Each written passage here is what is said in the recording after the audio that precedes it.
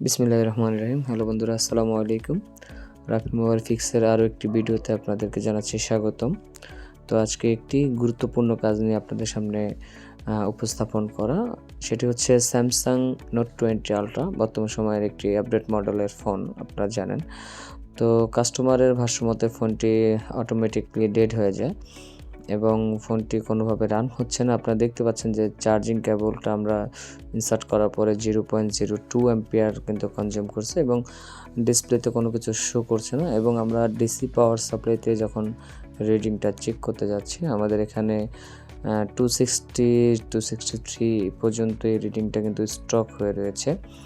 তো ন্যাচারালি এই ফোনগুলোতে সিপিইউ জনিত ইস্যু হয়, যদিও এই ফোনটাতে এর আগে কাজ করা হয়নি। আমরা ফোনের যে স্টিল শিলটি রয়েছে সেটি কিন্তু সেফলি রিমুভ করে নিচ্ছি।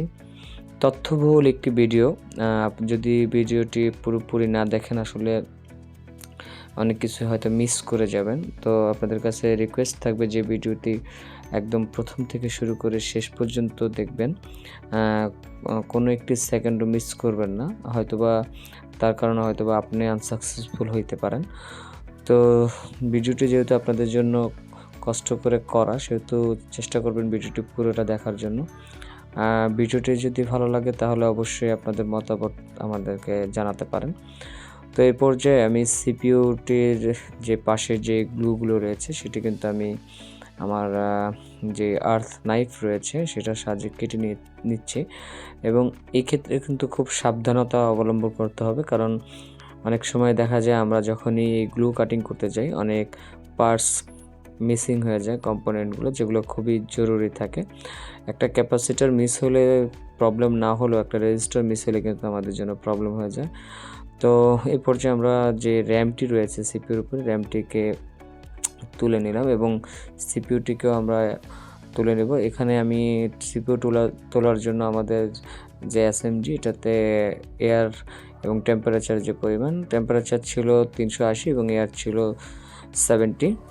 তো দেখতে পাচ্ছেন আমরা আলহামদুলিল্লাহ খুব সুন্দরভাবে সিপিইউটিকে কিন্তু রিমুভ করে নিলাম। এবং এখন যেটা করব আমি সেটা হচ্ছে যে আমার যে মাদারবোর্ডটা এটাকে ক্লিন করতে হবে। সেক্ষেত্রে আমি 138 ডিগ্রি যে পেস্টটা আছে মাউন্টের, অত্যন্ত চমৎকার একটি পেস্ট, এটা দিয়ে কিন্তু ভালো করে আইসির যে লেগগুলো মেল্ট করে নিলাম এবং সোল্ডার উইকের সাহায্যে কিন্তু আমি আমার মাদারবোর্ডটিকে খুব সুন্দরভাবে পরিষ্কার করে নিচ্ছি। তো এখানে কিছু লাইন মিসিং দেখা যাচ্ছে যদিও, তো আমরা ক্লিন করার পরে আসলে খুব ডিপলি দেখব যে এখানে কোনো লাইন, পজিটিভ লাইন কোনো মিস হলো কিনা। আপনারা জানেন যে সিপিইউতে অনেকগুলো লাইন কিন্তু এনসি লাইন, গ্রাউন্ড লাইন থাকে, যেগুলো সচরাচর মিস হলেও কোনো সমস্যা হয় না। তো এ পর্যায়ে মাদারবোর্ডটা কিন্তু খুব সুন্দরভাবে ক্লিন করা হয়েছে এবং পাশের যে এক্সট্রা গ্লুগুলো আছে সেগুলো কিন্তু আমরা খুব সুন্দরভাবে রিমুভ করে নিচ্ছি, কারণ একটা গ্লুর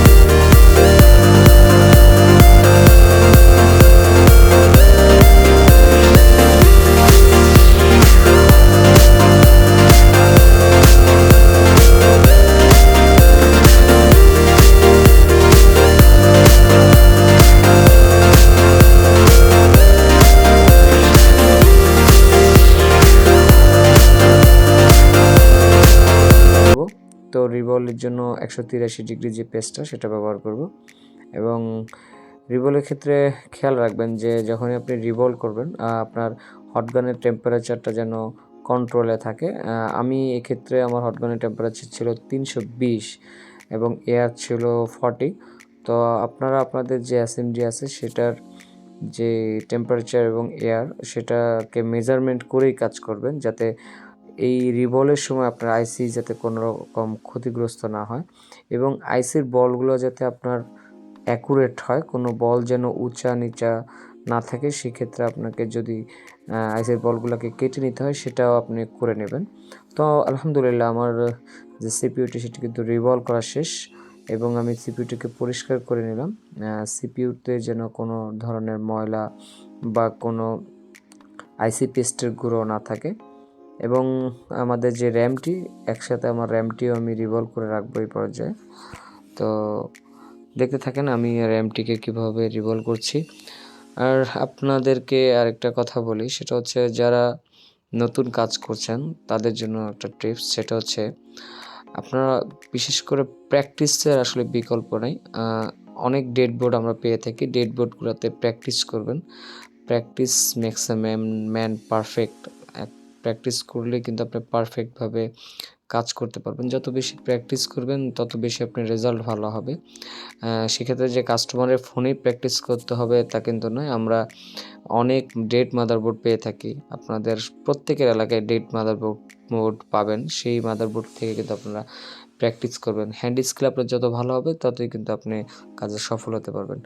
তো এখন আমি আমার ওই যে ন্যানো জাম্পারের কথাটা বলেছিলাম, যে ট্র্যাকটি মিসিং হয়েছিল, সেখানে কিন্তু আমি একটা ন্যানো জাম্পারের সাহায্যে পেঁচিয়ে এটাকে আমি জিলাপি বলি। আমার স্টুডেন্টরাও এটা নিয়ে অনেক মজা করে যে জিলাপির মতো পেঁচিয়ে কিন্তু আমি একটি বল তৈরি করলাম, লিগ তৈরি করলাম আইসির, যেখানে আমার আইসিটি বসলে ইনশাল্লাহ এখানে কানেকশনটা ঠিকভাবে পাবে। তো এখানে বলটি করার পর আমি ইউভি গ্লু ব্যবহার করলাম এবং যেখানে যে লেগটিতে আমার আইসিটা বসবে সেখানে আমি 11 নম্বর ব্লেডের সাহায্যে পরিষ্কার করে নিলাম, যাতে আমার আইসির কানেকশনটা ঠিকভাবে পায়। তো আমার লেগটি করা কমপ্লিট। এখন আমি সিপিইউটিকে এখানে আসলে ইনস্টল করে দেব। সিপিইউটি ইনস্টল করার আগে আমি সিপিইউতে একটু সোল্ডারিং পেস্ট ব্যবহার করে নিলাম এবং আমার যে মাদারবোর্ড সেখানেও আমি একটু সোল্ডারিং পেস্ট ব্যবহার করে নেব। দেখেছেন যে আমাদের আইসিটি কত সুন্দর দেখা যাচ্ছে। আসলে আইসি পারফেক্টভাবে রিভলভ করা হলে আপনি নিজেই বুঝতে পারবেন যে আপনার কাজের রেজাল্ট কী আসতে চলছে। তো আইসিটি সুন্দরভাবে রিভলভ করার পর আমি কিন্তু আইসিটিকে বসিয়ে দিচ্ছি। এক্ষেত্রে আমার হটগানের টেম্পারেচার ছিল 350 এবং এয়ার ছিল 50। আমি কিন্তু বারবারই আমার হটগানের যেই এয়ার এবং টেম্পারেচার সেটা কিন্তু উল্লেখ করে দিচ্ছি, যাতে আপনাদের কাজ করতে সহজ হয়। তো আমার সিপিইউটি কিন্তু সাকসেসফুলি ইনস্টল করা কমপ্লিট হয়ে গেছে এবং এ পর্যায়ে কিন্তু আমি আমার র্যাম যেটি ছিল সেই র্যামটিকে কিন্তু সিপিইউর উপরে বসিয়ে দেব।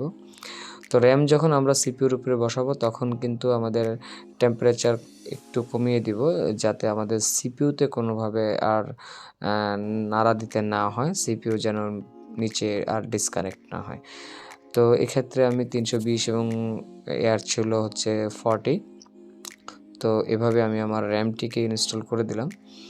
তো র্যামটি ইনস্টল করা হয়ে গেলে এখন আমাদের চেকিং করার পালা। তার আগে আমার মাদারবোর্ডটিকে পরিষ্কার করে নিতে হবে খুব সুন্দর করে, কারণ যত বেশি সুন্দর করে পরিষ্কার করবে দেখতে ভালো লাগবে এবং আপনার কাজের সফলতার দিকটাও আসলে খুব দ্রুত উন্মোচন হবে ইনশাআল্লাহ। তো আমি আমার ফোনটিতে যে সেটআপটি সেটাতে কিন্তু আমি আমার মাদারবোর্ডটি বসিয়ে নিলাম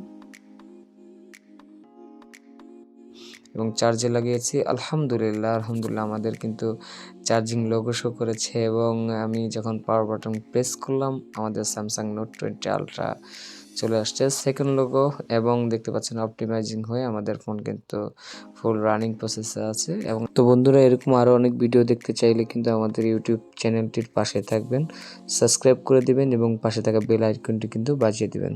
ধন্যবাদ বন্ধুরা, থ্যাংকস ফর ওয়াচিং। আল্লাহ হাফেজ, আসসালামু আলাইকুম।